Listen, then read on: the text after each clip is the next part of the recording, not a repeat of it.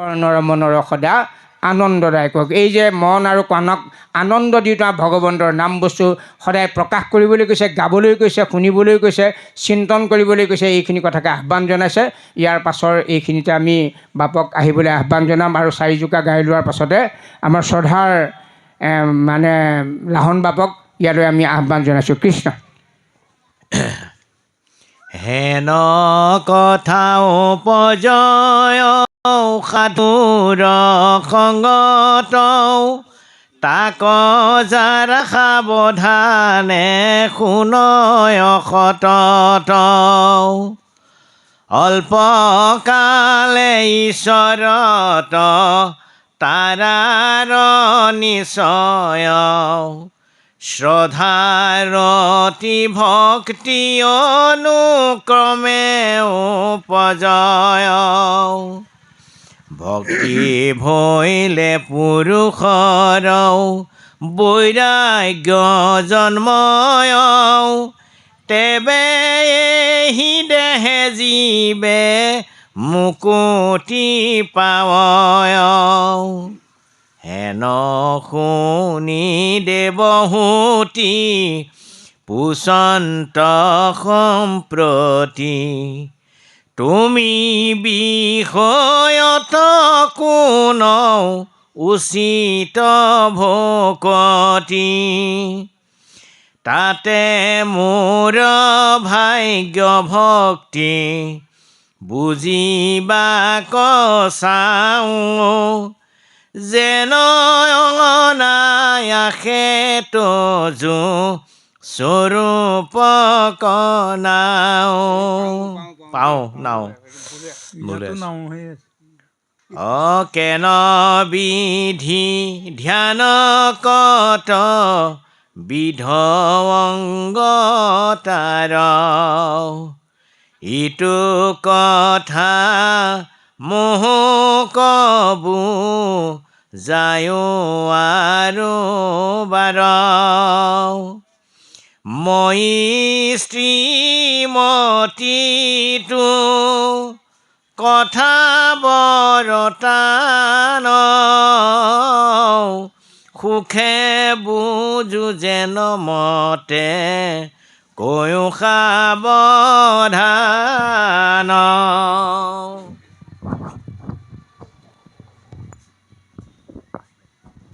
কৃষ্ণ ইমান সুন্দৰভাৱে কৈছে যে হেন কথা উপজয় সাধুৰ সংগত। এই কৈ থকা কথাখিনি যদি আমি যিখিনি কথা কপিলৰূপী ভগৱন্তই মাতৃক কৈছে, সেইখিনি কথা সদায় ভকতৰ সংগতে, সাধুৰ সংগতে, মহন্তৰ সংগতে ই প্ৰসৱ হয়, উৎপন্ন হয়। গতিকে হেন কথা উপজয় সাধুৰ সংগত, তাক যাৰা সাৱধানে শুনয় সতত। গতিকে শুনোতে আমি এইপিনে শুনি এইপিনে উলিয়াব নালাগিব। আমি কৰ্ণপথে ভকতৰ হিয়াত প্ৰৱেশী হৰি, দুৰ্বাসনা হৰে সমস্তয়। জলৰজতে কমল যেহেন শৰত কালে, স্বভাৱতে নিৰ্মল কৰ। গতিকে অন্তঃকৰণৰে আপুনি শুনিব লগা কাৰণে শুনিলে নহয়, কায় বাক্য মন নিশ্চয় কৰি পালনীয়ভাৱে যেতিয়া আপুনি শুনিব, যেতিয়া শুনাৰ লগে লগে হেন কথা উপজয় সাধুৰ সংগত, তাৰা যাৰা সাৱধান শুনয় সতত, অত্যন্ত কায় বাক্য মন নিশ্চয় কৰি আমি একশৰণ হৈ পেলাই যেতিয়া আমি শুনিম, তেতিয়া আমাৰ শৰৎকালৰ পানীৰ দৰে স্বাভাৱিকভাৱে আমাৰ মন আকাশ নিৰ্মল হ'ব। অল্পকালে ঈশ্বৰত তাৰাৰ নিশ্চয়, শ্ৰদ্ধা ৰতি ভক্তি অনুক্ৰমে উপজয়। গতিকে ভগৱন্তৰ কথা এনেই সেইকাৰণে এতিয়া যিটো সামাজিক মাধ্যমত মোবাইল যোগে ইউটিউবত হৈ আছে, সেইবিলাক ক্ৰিয়া নাই কৰা। ক্ৰিয়া কৰাহেঁতেন গোটেই ভকত ভক্তিয়ে হ'লহেঁতেন, ভকতেই হ'ল। হৈছে জানো? নাই মানে শুই পেলাই আপুনি ভাল লাগিছে, বৰ ভাল লাগিছে। অনিল তাতীয়ে কৈ আছে, প্ৰাণজিৎ গগৈ কৈছে, বা আমাৰ লাহন বাপে কৈছে, বা বনিয়া বাপে কৈছে, খুব ভাল লাগিছে। কিন্তু ভাল লাগিলেতো পালন যদি নাই হোৱা, আপোনাৰ যদি ভিডিঅ'ত ক্ৰিয়া নাই কৰা, সেইটোৱে নহ'ব। সেইকাৰণে ইয়াতে শুনিবলৈ কৈছে শ্ৰদ্ধা, অত্যন্ত কায় বাক্য মন নিশ্চয় কৰি শ্ৰদ্ধাভাৱে ৰতি প্ৰীতি ভক্তি, পাছতে প্ৰেম। গোপীসকলৰ একেদিনাই প্ৰেম হোৱা নাই তাৰমানে। গতিকে প্ৰেম মানে কি? স্বপ্ৰেম ভক্তি, সপ্ৰেম ভক্তি। তাৰমানে আত্মাই পৰমাত্মাক হৃদয় আকাশত দেখি পেলাই বাহিৰ জগতখন পাহৰি যাব, তেতিয়া সপ্ৰেম। নিজৰ আত্মাতে ঈশ্বৰক দেখা পাব।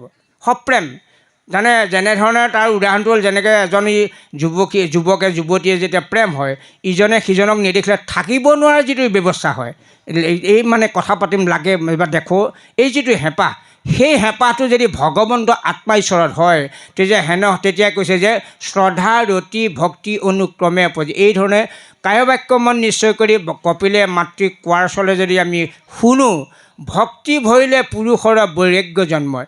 গতিকে যেতিয়াই বৈৰাগ্য আহিব, আপোনাৰ বিৰাগ জন্মিব। এই যে ধন জন গাড়ী গুৰা পুত্ৰ ভাৰ্যা এইবোৰ মিছা, আপুনি মানসিকভাৱে আপোনাৰ বিৰাগ জন্ম। ভয় যাবে নোপোজে বৈৰাগ্য নোহে তাৱে, বিৰকতি নভজে কৃষ্ণৰ বাবে। বিৰক্তি হ'বই লাগিব তাৰমানে আপুনি। সেইকাৰণে যিমান পাৰে আপুনি আছে হয়, পূৰ্বজন্মৰ সঞ্চিত পুণ্য অনুসৰি আপুনি বহুত ধন টকা পইচাৰ অধিকাৰী হৈছে, গতিকে সেইখিনি মিছা।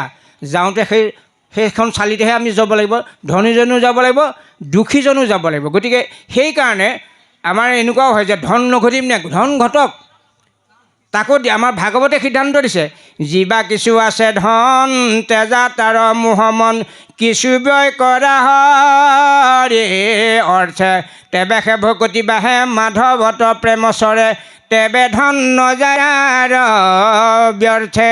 গতিকে যিবা কিছু আছে ধন তাত মোহটো এৰি পেলাই ভগৱন্তৰ অৰ্থে ব্যয় কৰিবলৈ কৈছে। এই দুখ কৰি ধন ধান আৰ্যে যত মানে, কৃষ্ণেৰ যদি তাক খাইবে তাক আনে, নিজ হস্তে আৰ্জি যদি উক জগন্নাথ, কিছু ব্যয় কৰি উক হৰিৰ সেৱাত, এক গুণ লগাই লেখ সহস্ৰ গুণ হোৱে, নজানি মুগুধ সবে ধন সাঞ্চিত হয়, আন কাৰ্যে লগাইলে যত এক সিও বৃথা, জন্ম বৃথা কৰে নুশু নয় কৃষ্ণ কথা। ভগৱন্তৰ বাদ দি পেলাই অন্য যদি লগাইছে আপোনাৰ ধন সেয়া বিচাই যাব। গতিকে দুখ কৰি ধন ধান আৰ্যে যত মানে, কৃষ্ণেৰ যদি তাক খাইবে তাক আনে, কাকো নিদিয়াকৈ হোৱাৰ পিছত লোকেহে ভোগ কৰিব, নিজেও ভোগ নকৰিলে ঈশ্বৰকো নিদিলে। গতিকে আমাৰ ভাগৱতে সিদ্ধান্ত দিছে যে আপোনাৰ উপাৰ্জিত ধনটো 5 ভাগ কৰিবলৈ কৈছে। প্ৰথম ভাগ আপুনি ভগৱন্তৰ, যিহেতু এটকাটোৰ 20 পইচা ভগৱন্তৰ অৰ্থে দিয়ক, 20 পইচা দুখী দৰিদ্ৰৰ কাৰণে, 20 পইচা জীৱ কল্যাণৰ অৰ্থে, 20 পইচা পৰিয়ালৰ অৰ্থে, আৰু 20 পইচা নিজে গ্ৰহণ কৰক। এইটোৱে হ'ল ভাগৱত। তেতিয়া চাব, এক গুণ লগাইলে সহস্ৰ গুণ হোৱে, নজানি মুগুধ সবে ধন সাঞ্চিত। এই অনুষ্ঠানটো পাতিবলৈ যাগে কাৰোবাৰ থকা ওচৰলৈ এজন যাওঁতে, নাই পাই মোৰ এই মাহতে হেৰিয়ে কাটিব, মানে টেক্সত কাটিছে, মই একদম নোৱাৰো দিব, কিন্তু তেওঁজন নোখোৱাকৈ আছে। হয়, যিটো দিয়ে হস্ত আপুনি এই ধৰণে দিলে। সেইকাৰণে আমাৰ ভাৰতবৰ্ষত থকা শিখ সম্প্ৰদায়সকলে শতকৰা 25 ভাগ তেওঁলোকে হেৰিয়াল দিবই লাগিব, গুৰুদ্বাৰলৈ দিবই লাগিব। তাৰমানে সৎপথে উপাৰ্জিত 25 ভাগ। আমাৰ আকৌ সেই ভাগে ইমান সুন্দৰভাৱে দিয়াৰ পাছতো গুৰু জয়ন্তীত নৱীকৰণত 500 টকা হোৱাৰ লগে লগে হাহাকাৰ লাগি গৈছে। কিন্তু মোবাইলটোত 500 বুলিলেও ভৰাই দিছোঁ। চাব দেই, বছৰেকত নৱীকৰণত 500 টকা দিবৰ কাৰণে বেয়া নাপাব আকৌ দেই, আমাৰ হাহাকাৰ লাগে, বহুত বৈশিল্পী। কিন্তু চাওকচোন, আমিতো এইবোৰতো কৰিয়ে আছোঁ।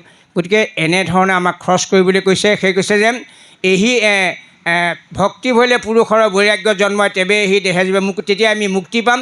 হেন শুনি দেৱহতি পুষ্যন্ত সম্প্ৰতি, তুমি বিষয়ত কোনো উচিত হ'ব। গতিকে আমাৰ যিটো কৃষ্ণ ভক্তি, কৃষ্ণ বিষয় হওক, আমাৰ এতিয়া দেহ মানে বৈষয়িক ইন্দ্ৰিয় ভোগৰ বিষয় হৈছে আমাৰ কৃষ্ণ বিষয়ত যাতে আমাৰ ভকতি যাতে হয়, তাতে মোৰ ভাগ্য ভক্তি বুজিবাক চাওঁ, মোৰনো ভাগ্য কিমান আছে চাওঁচোন। যেন অনায়াসে তজু স্বৰূপক পাওঁ।